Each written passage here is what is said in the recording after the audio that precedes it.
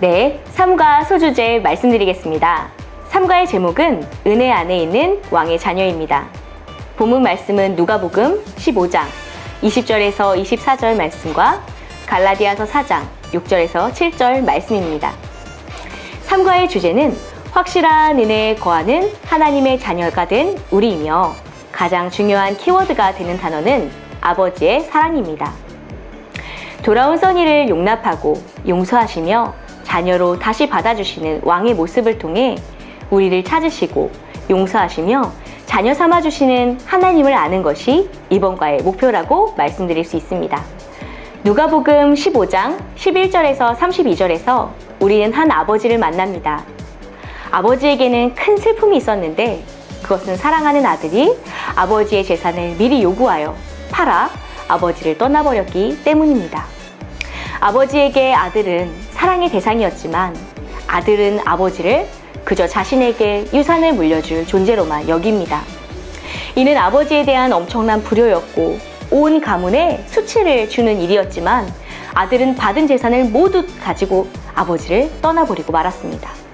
그리고 아들은 아버지를 떠난 지 얼마 되지 않아 재산을 모두 탕진하고 흉년까지 만나게 됩니다. 둘째 아들의 욕심은 파산과 함께 끝을 맺게 되는 것이죠. 큰 흉년을 만나 비로소 궁핍함을 경험하게 된 아들은 인생의 막바지 골목에서 다행히도 자신의 실수를 인정하게 됩니다. 그리고 아버지의 선한 성품과 품꾼들까지도 풍족하게 대하시는 아버지의 모습을 기억하게 됩니다.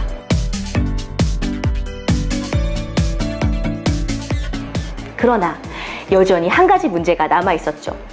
내가 한 일이 있는데 어떻게 아버지에게 돌아갈 수 있을까 하는 양심의 가책이었습니다. 그래도 둘째 아들은 돌아가기로 결심을 합니다. 몇 번이나 자신을 종으로 삼아달라는 말을 연습하면서 말입니다. 그런데 아들이 기대했던과는 전혀 반대되는 일이 기다리고 있었습니다.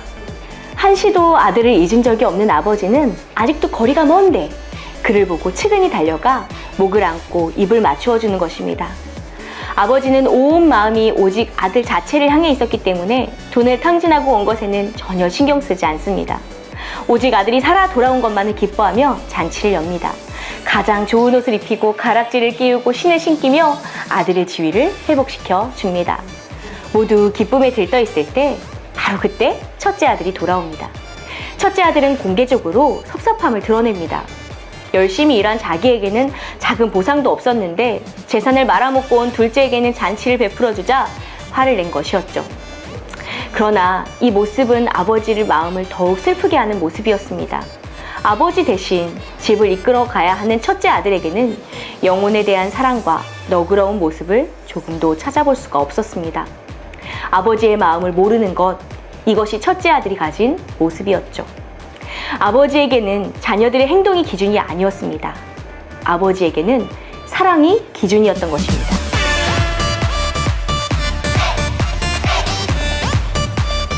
그러기에 첫째 아들을 위로하며 달래고 설득합니다. 너는 나와 항상 함께 있으니 내 것이 다 네 것이다 라면서요. 예수님께서는 일부러 이야기의 결말을 이야기하지 않으셨기 때문에 우리는 큰아들이 결국 어떻게 했는지는 알 수가 없습니다. 아버지는 두 아들 모두에게 자신의 사랑을 아낌없이 주기를 원하셨습니다. 아버지는 탕자가 집으로 돌아오고 교만한 아들이 잃어버린 나머지 가족을 받아주기를 원하시는 분이십니다. 예수님은 이 비유를 말씀하시며 세리와 죄인들을 용납하시는 예수님을 비난하는 서기관들과 바리새인들을 바라보셨을 것입니다. 잃어버린 자를 찾고 찾으시는 아버지의 마음을 알고 그들에게도 돌아오라고 말씀하시기 위해서 말입니다. 하나님은 찾으십니다. 그리고 발견하십니다. 발견하신 뒤에는 기뻐하십니다. 구원의 기쁨을 회복시켜 주시는 분이십니다.